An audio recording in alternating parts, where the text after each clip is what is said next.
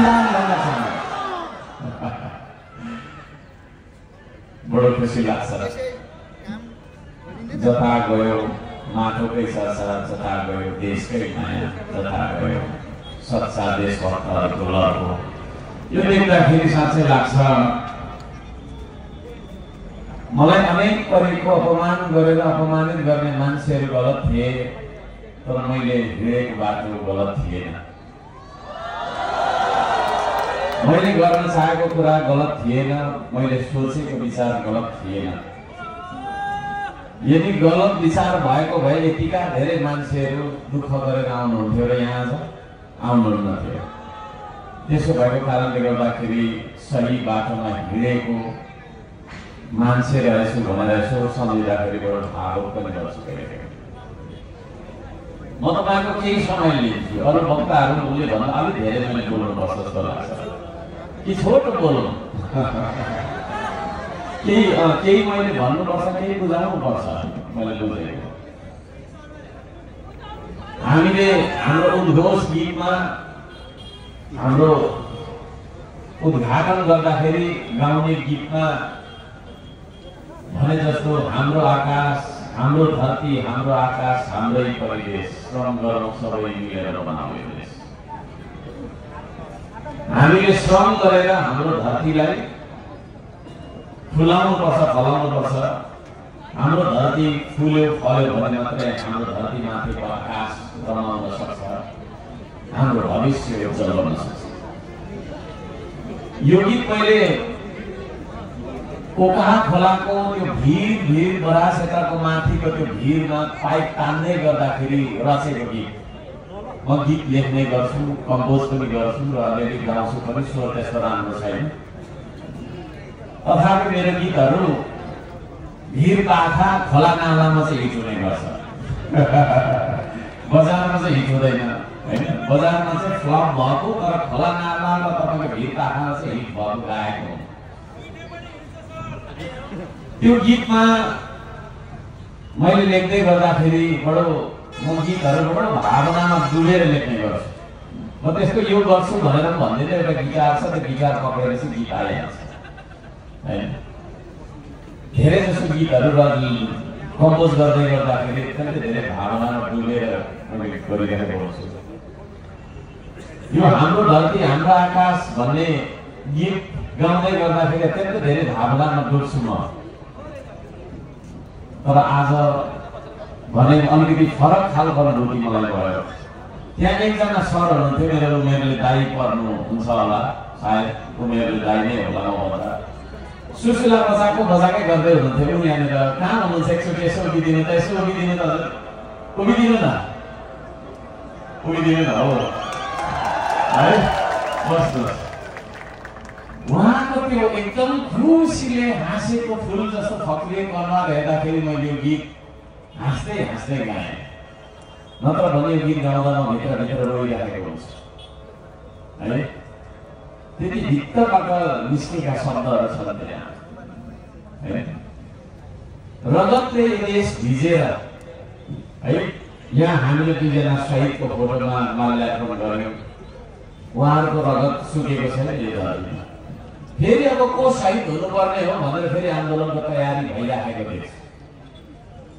रगतले भिजेको यो माटो अब रगतले भिजाउनु हुँदैन। रगत होइन, पसिनाले भिजाउनु पर्छ यो देश।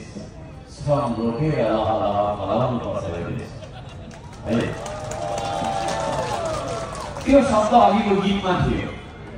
त्यस्ता गीतहरू सम्झिँदाखेरि त्यो बराक क्षेत्र मास्तिरको त्यो भिरमा चिप्लिँदै लड्दै पछाडिँदै श्रमदान गरेको देख्दाखेरि ती सम्पूर्ण श्रमदाताहरूलाई सम्झेर भावुक गर्ने गर्छु।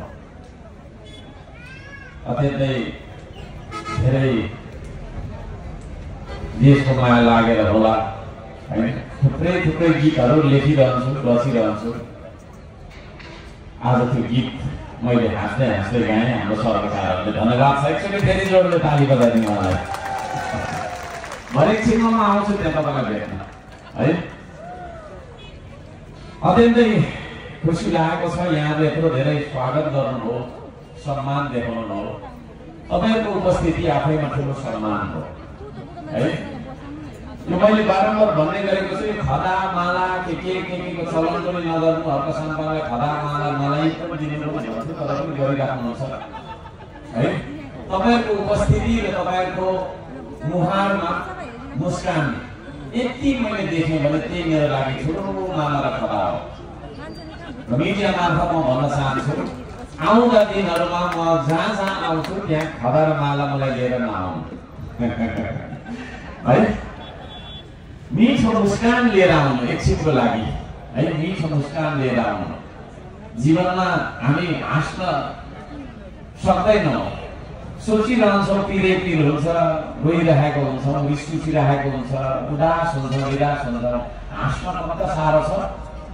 त्यसो भएको कारणले गर्दाखेरि एकछिन भए पनि बरु हाँसौँ भेट्दाखेरि। त्यही तपाईँको हाँसो देख्दाखेरि मलाई 10वटा माला लगाइदिएको जत्तिकै मलाई आनन्द दिन्छ, म सम्मानित हुन्छु।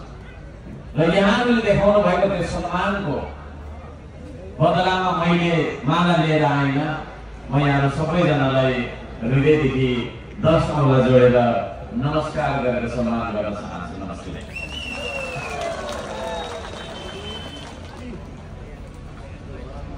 यो अघिल्तिर मञ्चमा बस्ने मान्छे मात्रै विशेष हो, उपर बस्ने मान्छे चाहिँ विशेष होइन भन्ने खालको सोच विचारदेखि माथि उठ्नुपर्छ अब यो देश है।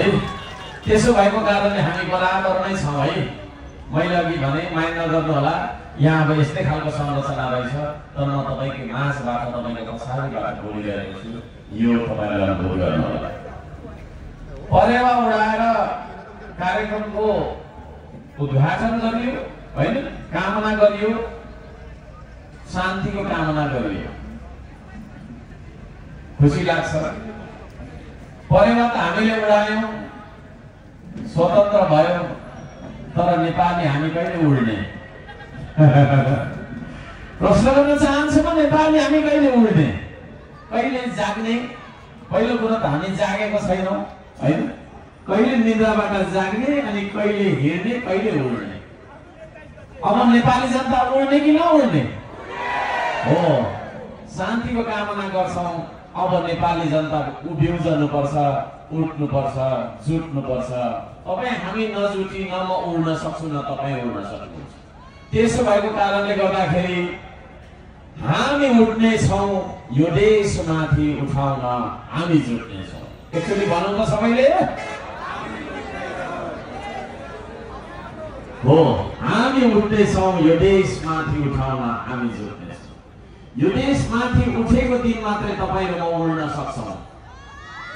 त्यसो भएको कारणले गर्दाखेरि सबैजनालाई म भन्न चाहन्छु, अब हामी अघि भर्खरै हामीले मुक्त गरेको उडाइ पठाएको परेवा जस्तो अब स्वतन्त्र बनेर तपाईको चाहिँ निर्वाध रूपमा बोल्न सक्ने, निर्वाध रूपमा सोच्न सक्ने त्यो खालको हाम्रो चेतनाको तपाईको चाहिँ स्वतन्त्र आकाश हामीले प्राप्त गर्नेछौँ। म त्यो पनि गर्न चाहन्छु। आदरणीय भिरतामोडवासी, झापावासी, आमा बुवा, दाजुभाइ तथा दिदीबहिनीहरू, भान्जा भान्जी तथा जेजेहरू, कुरा सुरु गर्नुभन्दा अगाडि एउटा गीत गाउँ है।